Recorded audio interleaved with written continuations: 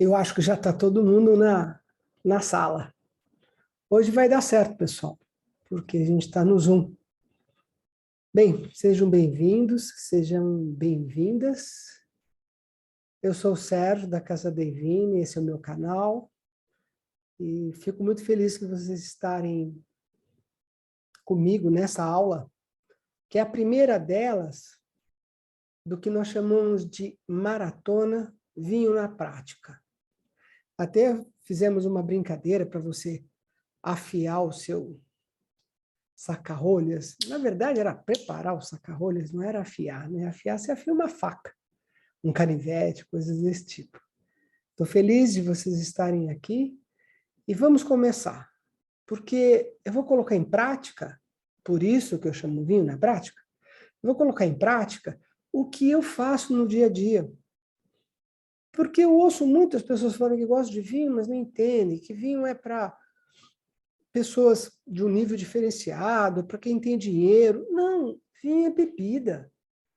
Olha, e substituir Coca-Cola, Fanta, Guaraná, água com gás, num jantar, por vinho, poxa vida. E os meus vinhos são vinhos acessíveis. É lógico, eu consigo comprar vinhos num preço acessível porque eu conheço. Então, eu vou olhar um vinho num supermercado, eu vou olhar, vejo a safra, vejo de onde ele é, qual é o tipo de uva, dou uma olhada na maneira que for armazenado, bem por cima, assim. É um vinho que custa R$ 80, está sendo vendido por 25 e a safra é 2011. Não, essa eu não quero. Então, eu ganhei conhecimento nesses anos todos estudando, degustando vinho, participando de eventos, fazendo feiras, participando de feiras, trabalhando em vinícolas, viajando, conhecendo outros países, outros lugares. E o que eu quero é mostrar para vocês como eu faço na prática. Não tem essa história de que na teoria a prática é outra, ou na prática a teoria é outra. Na prática, a prática é essa que eu vou mostrar agora. Então, vamos começar. Deixa a conversa para lá e vamos começar. Eu vou pedir uma gentileza a vocês, se eu posso gravar. Perfeito. Muito obrigado.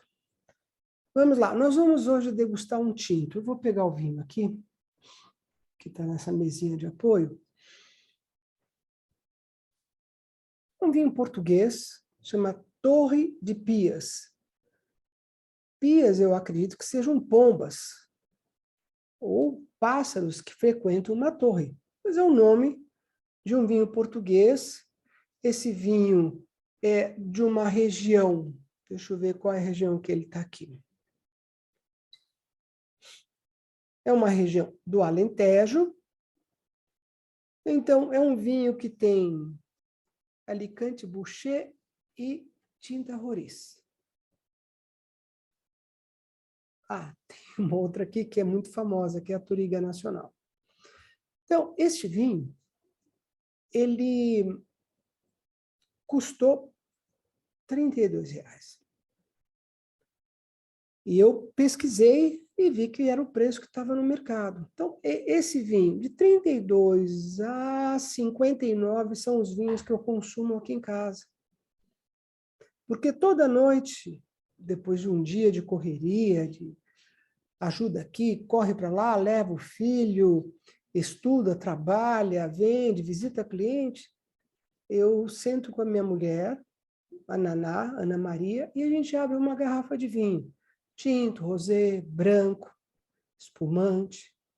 E eu escolhi esse vinho, Torres de Pia, um vinho tinto, porque o vinho tinto é o maior companheiro dos brasileiros na atualidade.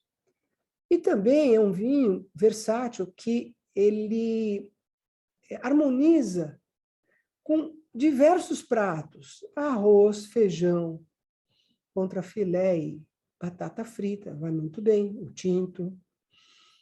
macarrão com molho vermelho, pizza de calabresa, pizza toscana,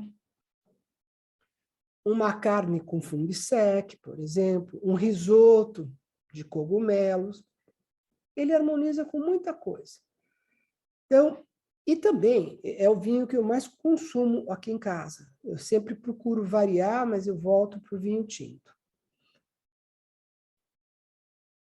E por que que eu insisto em falar que o vinho é alegria engarrafada e que ele é um grande companheiro, que é alimento? Exatamente por isso, porque toda noite a gente abre uma garrafa de vinho. E se você fizer as contas, nessa taça, eu vou colocar 2 taças dessas para cada um.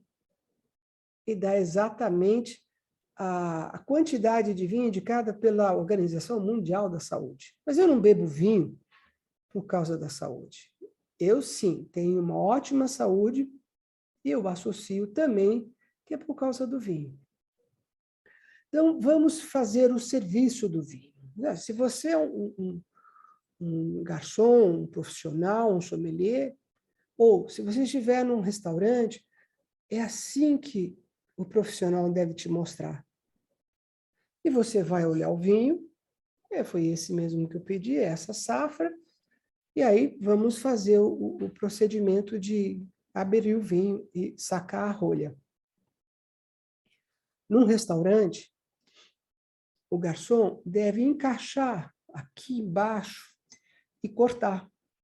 Eu vou tombar a garrafa para fazer isso, porque esse é um serviço que eu gosto de fazer de pé, mas se eu ficar de pé, vocês não vão poder ver meu rosto, ou não vão poder me ver.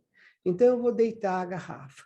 Lá no restaurante também, o garçom, ele vira o saca-rolhas com essa serrinha, com essa faquinha serrilhada, em volta da garrafa. Mas a gente está em casa, então vamos ser o mais simples possível. Eu vou girar a garrafa. Vou cortar aqui, encaixei bem aqui, olha. Vocês estão me vendo, me ouvindo bem? Legal, obrigado. Aqui. E uma maneira de saber, puxa o gargalo para baixo. Ele se desprende da parte de cima. Aí, uma pontinha que você tira e saca essa parte da cápsula para você introduzir a espiral do saca-rolha. Eu não vou fazer isso porque eu quero mostrar esse acessório aqui. É muito óbvio. Mas eu falo que é óbvio, para quem conhece, tem isso, sabe para que serve. Mas um amigo falou, eu ganhei um jogo de saca-rolha, porta-gotas, e isso aí eu não sabia para que servia. Agora eu vou te ensinar. Você põe aqui, tem 4 lâminas aqui embaixo, você põe aqui em cima,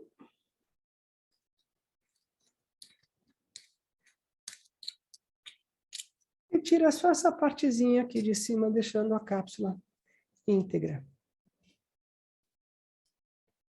Bem, feito isso,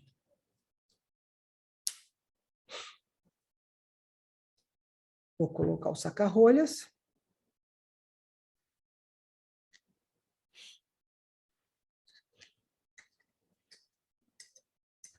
Até o final, eu introduzo a espiral bem no meio da rolha. Vou usar o meu primeiro estágio, olha aqui. Esse é o primeiro estágio. E vou puxar, segurar com firmeza. Opa, deixa eu colocar um pouquinho mais para dentro. Aí, agora sim. Aí, vou puxar e vou usar o segundo estágio do saca-rolha. Aqui, ó. E tirar.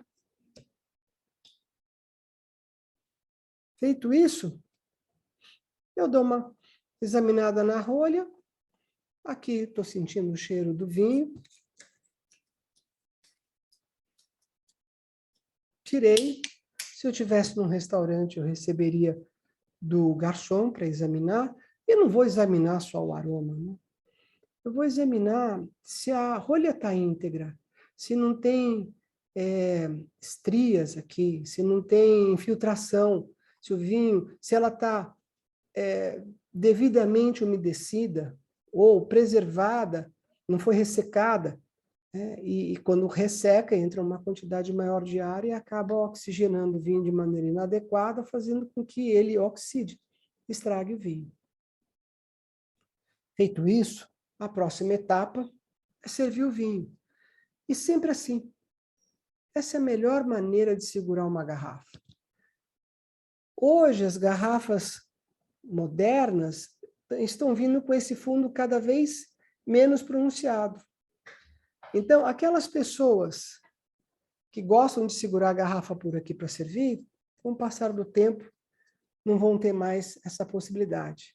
Mas, para mim, com um fundo proeminente ou não, chapada como essa, eu prefiro servir desse jeito. Um rótulo visível. Sempre com um guardanapo na mão, para não escorrer, ou se escorrer, não deixar cair na mesa, ou até mesmo pingar na roupa da pessoa que comprou e está tomando vinho, vai tomar o vinho. Então, você coloca, e os garçons normalmente dão uma rodadinha e conseguem segurar essa gota. Mas eu prefiro fazer de uma maneira prática e segura, que é essa aqui. Eu tenho uma outra coisa, que isso não existe nos restaurantes, mas eu tenho 2 acessórios que eu gosto de usar bastante. Isso aqui é um corta-gotas, é um bastão que tem um gel que está congelado. Então, eu vou colocar dentro da garrafa e aí eu já tenho um corta-gotas que vai me ajudar a continuar servindo. E esse recipiente de parede dupla é um recipiente de acrílico. Então, olha, eu impeço do calor, do calor chegar no vinho e também impeço, né, ou proporciono uma temperatura ideal lá dentro da garrafa. Bem, eu vou dar um gole, porque ninguém é de ferro.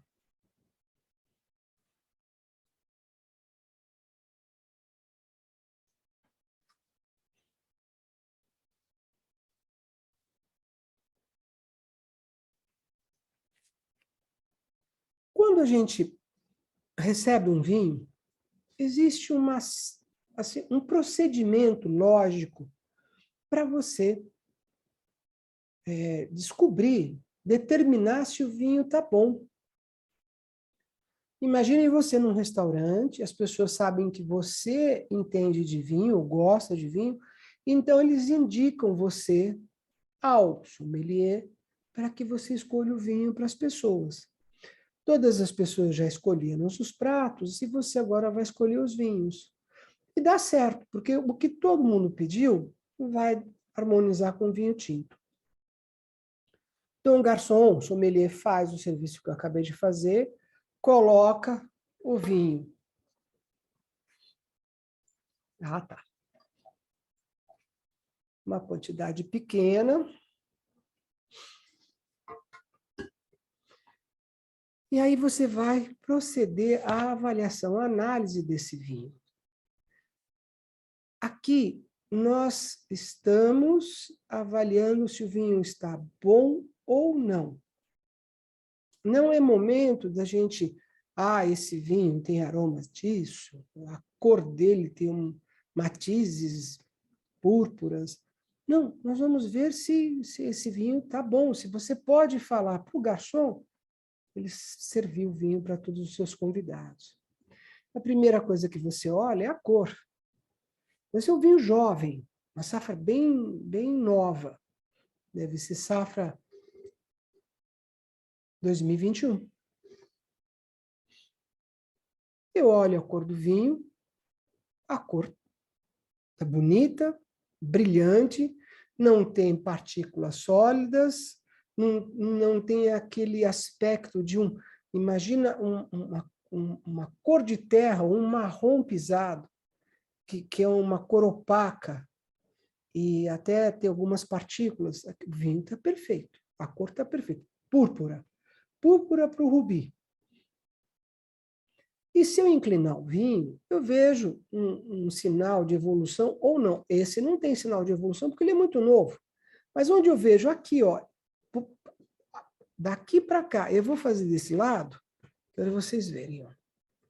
Eu estou olhando essa parte aqui dentro da taça. De frente, eu olho isso aqui. Isso aqui é chamado de halo aquoso. É a parte do vinho que toca na parede da taça e cria um pequeno halo de água. Esse halo, essa superfície fininha de água, é bem estreita e indica que não tem evolução esse vinho, ou muito pouco. Se fosse um vinho evoluído, essa faixinha, essa faixa de água, esse halo aquoso, seria mais largo e conforme você olhando para o centro da taça, sairia a cor de laranja ou de tijolo para um vermelho mais forte. Esse tem a mesma cor em toda a parte do vinho. Então, a cor está perfeita. Feito isso, eu gosto de virar assim para atingir a taça. E vou olhar uma das coisas mais bonitas que o vinho promove para quem gosta de tomar vinho. Proporciona. E são as lágrimas. Então, devagarinho, elas começam a escorrer, a se formar. Eu considero lágrimas como uma belezura do vinho. Uma boniteza. Uma coisa bonita de se observar. E às vezes você fica olhando, aí seu pensamento vai lá, para longe, volta.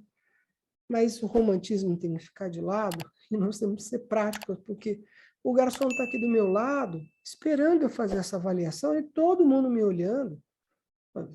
Olha logo, Sérgio, para ver se esse vinho está bom.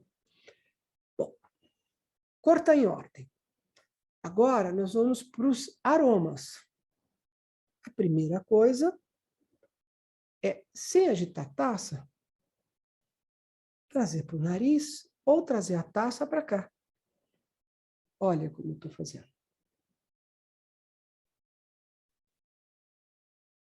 Não tem nenhum aroma ruim aqui. E eu não vou decifrar se tem frutas vermelhas, tem amoras, tem couros, tem salame, se tem cheiro de folha seca. Não estou preocupado com isso. Eu estou vendo se o vinho está bom. Nós estamos na segunda parte, que é sentindo os aromas, o aroma do vinho. Por enquanto, ele está muito bom. Aí você agita bem a taça. Para quem não consegue agitar a taça no alto, sim, põe na mesa e agita, não tem problema nenhum. Dizem que o vinho ele se choca com a porosidade da parede da taça, principalmente na taça de cristal, essa aqui é um vidro francês, e libera mais aromas. Então, vamos de novo. Aí você traz para o nariz. Não, o aroma continua muito bom. Se a cor está boa, o aroma está bom, tudo indica, a rolha, tudo indica que está um vinho bem gostoso, um vinho bom, boa qualidade. E agora nós vamos trazer para a boca.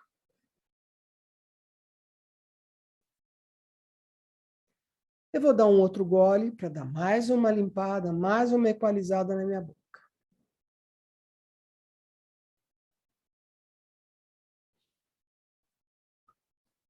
Agora sim, eu vou poder provar o vinho.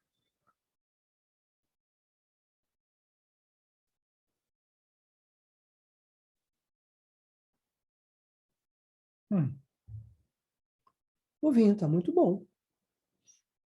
Terminei a avaliação. Acabei de fazer uma degustação de vinho. Isso. Eu viro para o garçom e falo, por favor, o senhor pode servir os convidados. Servir os meus amigos, as pessoas que estão aqui em volta. Normalmente, ele começa com as mulheres mais velhas, depois as mais novas, depois os homens mais velhos, depois os mais novos, e, por fim, eu que escolhi o vinho. Isso dá para fazer, que eu acabei de mostrar para vocês, que eu levei aproximadamente 15 minutos, dá para fazer em 30 segundos.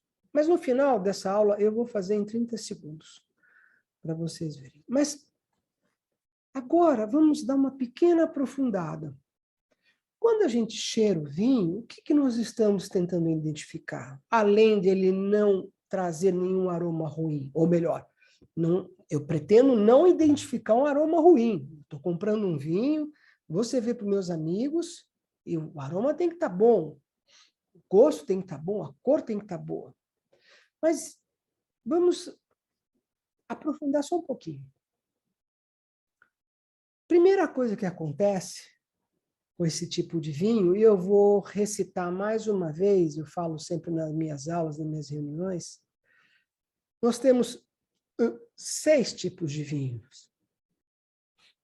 6 tipos de vinho. Os 3 primeiros, tinto, branco, rosé, são chamados de tranquilos, porque a uva sai lá da parreira, vem para a adega, passa por algum processo, entra na cuba de fermentação, faz a descuba, a clarificação, o vinho está pronto. Engarrafa e vai para o mercado. Então, são chamados de tranquilos. Depois vem os espumantes, os fortificados e os doces. Esses últimos 3 têm uma intervenção maior do homem.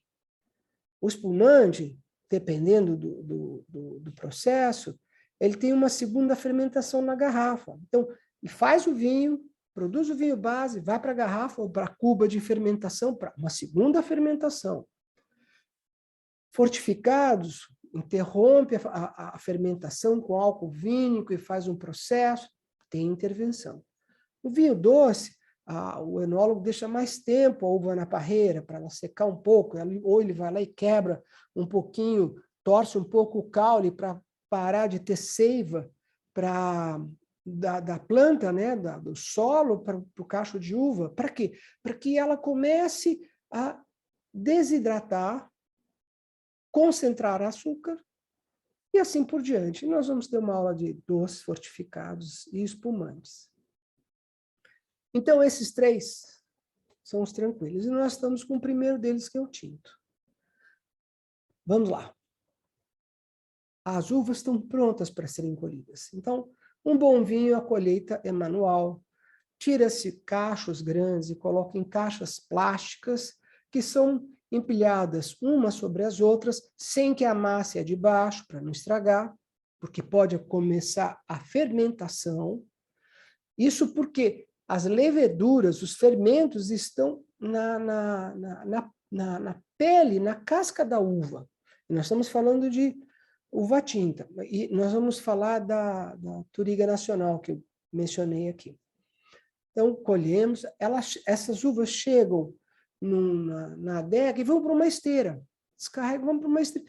E as pessoas vão, tiram folhas, pedaço de galho, madeira, às vezes uma pedrinha que está ali, separa, e essas uvas vão direto para uma máquina chamada desengaçadeira. A desengaçadeira é uma máquina onde a uva cai e essa máquina é capaz de separar o bago do caulezinho, do engaço, por isso que ela chama desengaçadeira. Tira. E a uva está pronta para ir para a cuba de fermentação, se tornar vinho. Dali, essa uva tinta vai, na totalidade, para a cuba de fermentação. O que eu digo totalidade? Vai mosto, o sumo, para constituir o mosto, vai a casca, vai a semente e vai o bago para a cuba de fermentação. A cuba de fermentação tem uma temperatura controlada, porque a hora que você colocar a levedura, o fermento, a hora que elas começarem a trabalhar, a temperatura vai subir. Se subir demais, elas morrem. Se for acima de 45 graus, as leveduras morrem, você perde o vinho.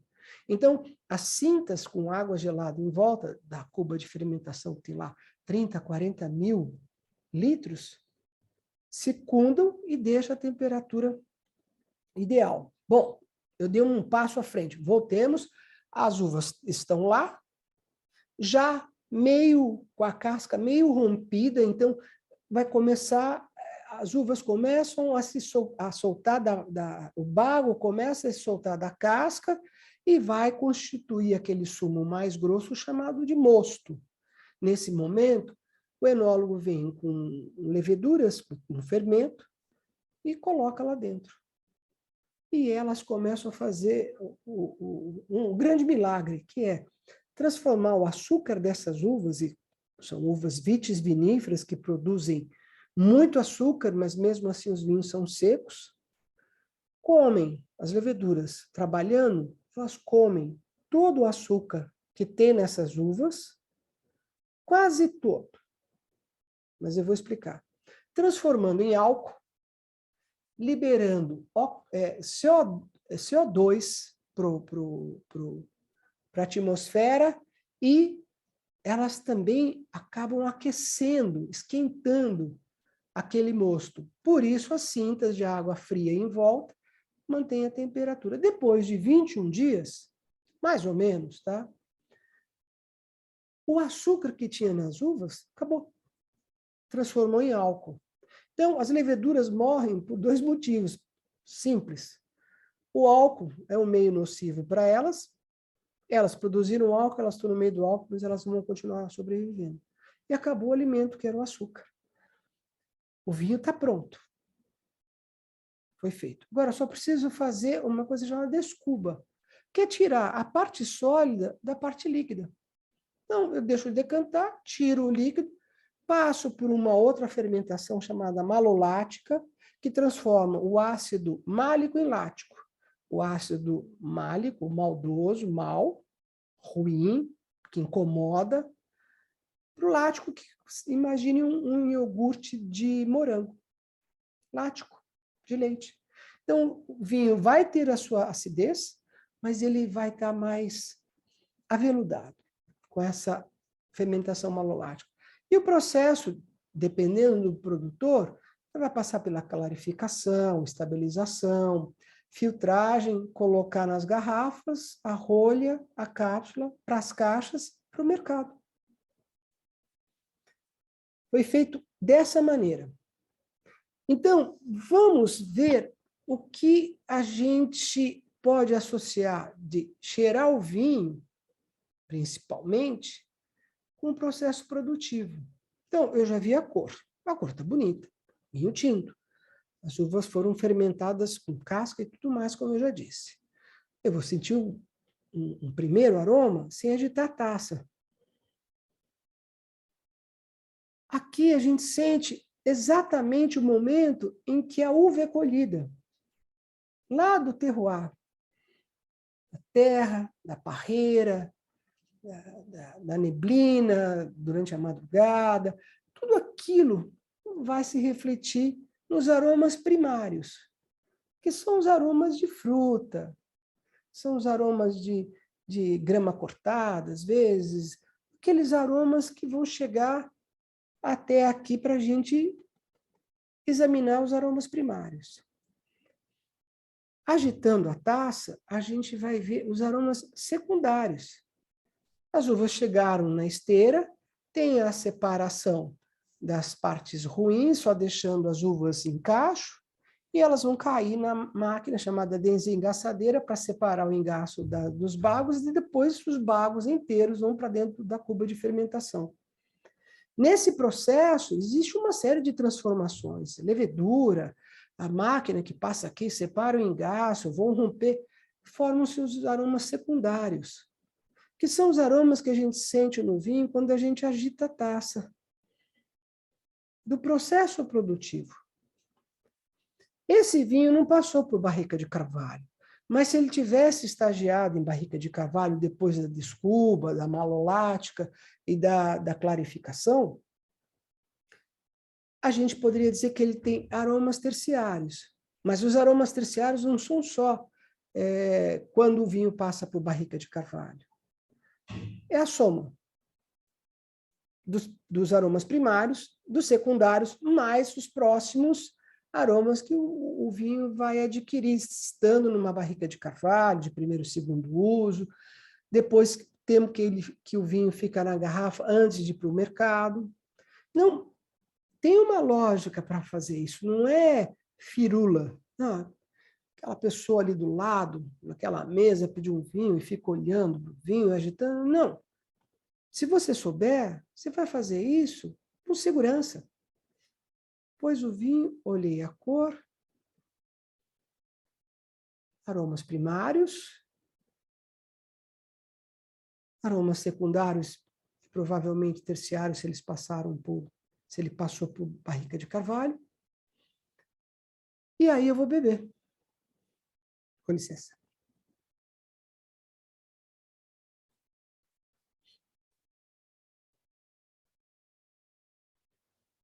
Agora vem a parte de a gente avaliar o vinho na boca.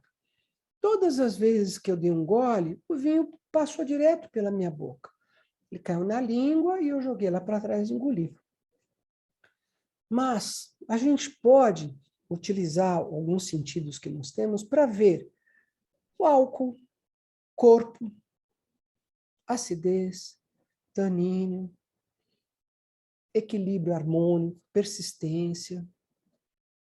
Vamos ver como se faz isso. A primeira coisa que a gente avalia no vinho, quando está na taça, e vai colocar na boca, eu gosto de ver a acidez do vinho.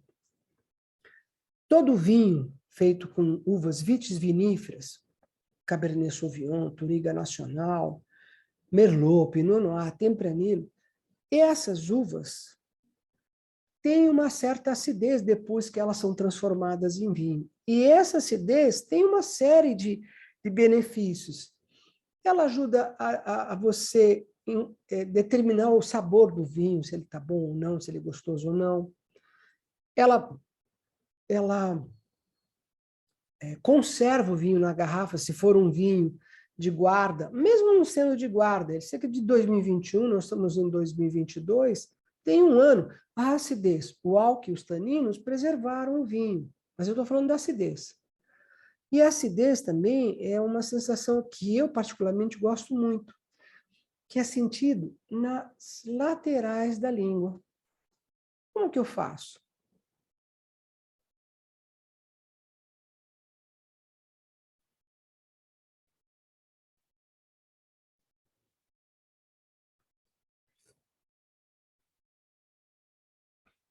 Desculpa. Mas eu deixo o vinho banhar as laterais da língua. Quando a gente está tomando normalmente, o vinho bate na língua e vai para dentro. Você engole. Nesse exercício, que é bem legal fazer, deixa o vinho passar por aqui. Você vai ver a sua boca salivar, encher de água. Eu gosto muito de vinho que tem essa acidez. Os tintos têm uma acidez, às vezes mais pronunciada, mas quem mais tem acidez são os brancos e os espumantes. Quando a gente for falar de brancos e espumantes, eu vou explicar que por que a acidez deles é mais pronunciada. No momento, nós estamos falando do vinho tinto. E nesse caso, você está aqui no restaurante, o garçom está te olhando, você está avaliando, todos pediram pratos, todos os pratos, de uma maneira ou de outra, têm uma certa gordura.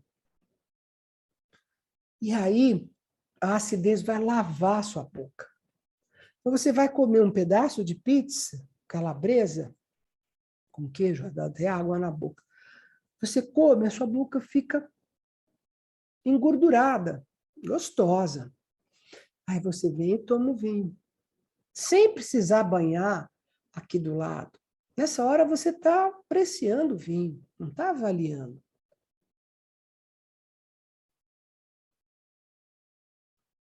Mesmo assim, com a acidez do vinho, ele deixa a sua boca limpa, com uma sensação de frescura, de frescor. Sensação de frescura não foi bem, né? Sensação de frescor. Então, a acidez tem esse papel na harmonização, no vinho, na combinação de comidas. E uma outra coisa que as pessoas perguntam muito e até acabam confundindo, um tanino ou taninos. Então, vamos lá. Tanino é uma substância que tem em todas as frutas. É uma substância que serve para afastar predadores. Vamos pensar nas uvas e nos pássaros. Imagina um cacho de uva verde, não dá para ser colhido porque ele não está pronto ainda, E um pássaro vai comer uma uva. Ele vai comer uma uva se ele conseguir. Ele não vai continuar comendo, porque além de ela estar verde, ter uma acidez pronunciada na uva, com pouco açúcar, os taninos fazem o papel de afastar esse predador. E se eu deixar essa uva amadurecer, diminuir bastante a acidez na uva e subir o teor de açúcar e o tanino ficar equilibrado, aí sim o pássaro vai lá querer comer.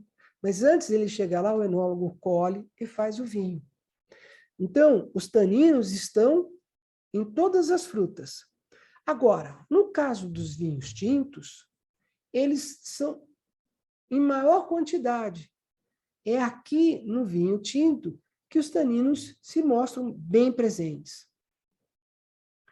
E como a gente percebe os taninos? Eles podem ser os taninos mais rústicos, um pouco agressivos, ásperos, ou eles podem ser mais elegantes, mais polidos, mais aveludados. Como a gente sente? Deixando passar aqui, entre a gengiva e a bochecha. Vamos lá.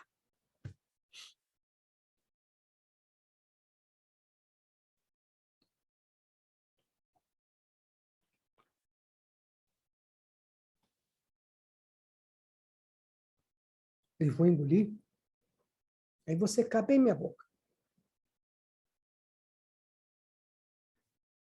Aí eu vejo, eu até faço essa brincadeira aqui meio feia, mas é para mostrar mesmo. A minha gengiva está seca aqui dentro. Parece o final de uma anestesia de dentista. Não tão ruim como uma anestesia de dentista que você não consegue sentir, mas dá uma pinicada aqui. Esse aqui, apesar de ser um vinho jovem, os taninos estão bem elegantes, estão bem gostosos. E, de novo, quando você estiver na sua refeição, no seu jantar, no seu almoço, não vai ficar prestando atenção nos taninos, na acidez. Pode parar um pouquinho, perceber, olha, já mudaram os aromas, a acidez está gostosa ainda, os taninos, mas numa refeição, você está comendo e bebendo. Além disso, existe o álcool. Se o vinho é servido numa temperatura inadequada, vamos dizer, esse vinho é um vinho tinto, ele deve ser servido por volta de 16 graus, 17 graus. Se ele subir demais, a gente vai perceber muito álcool nele. Esse tem 13% de álcool. Perfeito. Para a pizza de calabresa, que eu vou pedir aqui na Pizzaria Brás, com meus amigos, é perfeito. Então, o álcool também você percebe na hora que você coloca na taça, ele esquenta aqui. Ó. Se ele estiver na temperatura inadequada, você vai sentir mais. Então, sempre é bom servir o vinho, seja ele tinto, branco, rosé, assim por diante, na temperatura certa. O álcool também ajuda a preservar o vinho na garrafa, junto com a acidez e com os taninos. E, por fim, o corpo do vinho, que é extremamente subjetivo falar de corpo de vinho. Mas dá para a gente ter uma ideia. A cor já mostra, muitas vezes, um corpo de vinho, né? Um pouquinho mais alcoólico o vinho, ele passou por alguns meses em barrica de carvalho. Então, isso ajuda bastante, mas uma maneira que você pode determinar se é um corpo leve ou um médio corpo, um corpo bem encorpado, é como se você tomasse um copo de leite desnatado, você pode associar essa sensação a um vinho de corpo leve ou ligeiro.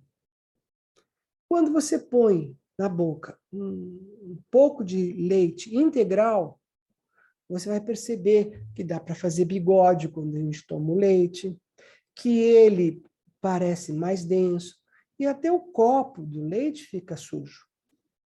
Esse é um vinho encorpado. semelhante a um copo de leite integral. Mas não dá para fazer isso. Mas se você pegar uma bolinha de ping-pong, uma bolinha de golfe, que tem pesos diferentes, era como um vinho ligeiro, e botar a bolinha de ping-pong na boca, em cima da língua, você vai ver que é levezinho.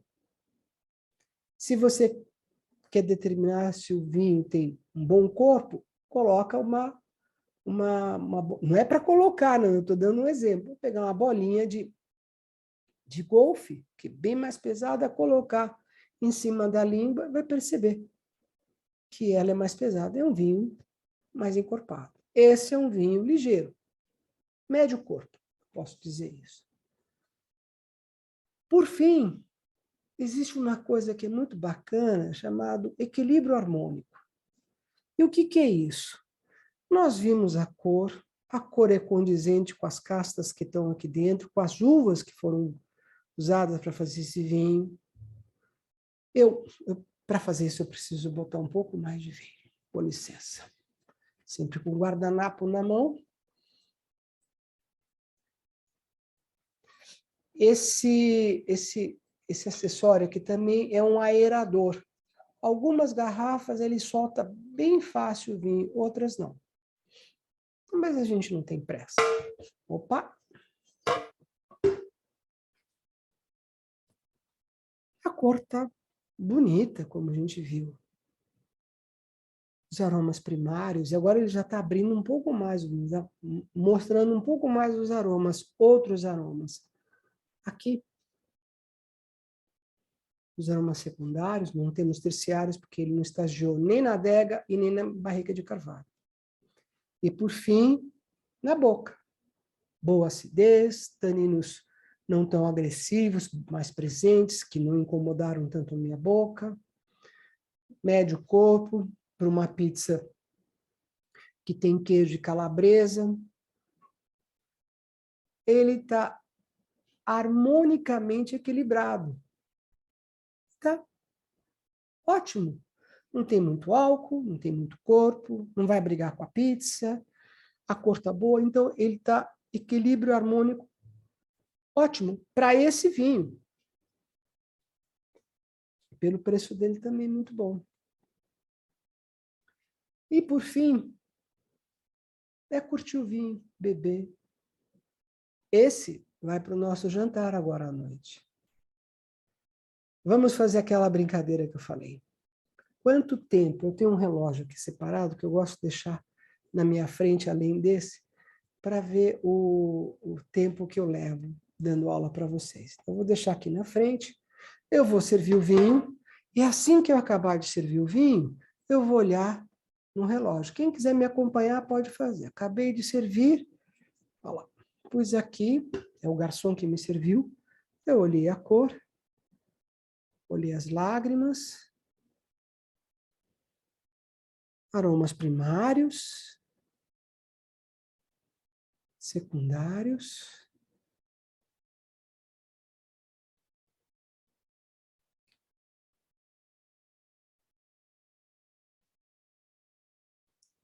taninos e acidez, álcool, corpo. Pode servir, por favor. 30 segundos. Essa aula toda se resume em 30 segundos. Não que você vai ter que fazer isso em 30 segundos, pode levar mais tempo. Mas é isso que eu quero mostrar para você. Ao adquirir um vinho, ao comprar um vinho, ganhar um vinho, escolher um vinho, trazer para casa, faça esse exercício todas as vezes. Todas as vezes abra o vinho de uma maneira adequada, usando bom saca-rolha. Sirva com um bom guardanapo, numa taça limpa, sem odores na taça. Veja a cor. Sinta os aromas. Coloque na boca. Faça isso várias e várias vezes. Todas as vezes que você abrir um vinho na sua casa ou num restaurante. E não tenha vergonha de fazer isso num restaurante. Se você, com essa aula, já se sentiu seguro e vai provar isso amanhã no restaurante, eu te apoio. Chegue lá e faça tudo isso que eu falei. Se você lembrar, peça para o garçom trazer o vinho, ele vai te mostrar, ele vai abrir na posição certa do saca-rolha, ele vai te dar a rolha para você avaliar, vai colocar o vinho na sua taça, você vai ver a cor, se está brilhante ou não, os aromas, agitando a taça, na boca. Perfeito. Ô, Sérgio, aprendi bastante. Muito obrigado. Eu espero isso de vocês. E também espero para a aula de amanhã, que vai ser aula de espumantes. Mais uma vez, eu me despeço agradecendo pela presença de todos. Espero que tenham gostado, todos gostados, que tenham gostado. E aguardo vocês amanhã na aula de espumantes. Até logo.